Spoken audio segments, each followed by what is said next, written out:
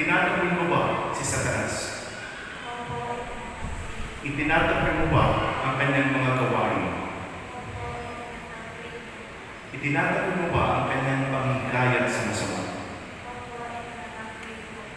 Tumayo tayo na sa mga ng langit at lupa. Sumasampalataya ka ba kay Jesucristo ng isang anak ng Diyos, Panginoon namin lahat, pinanganak ni Maria, pinako sa krus, namatay, ininibig,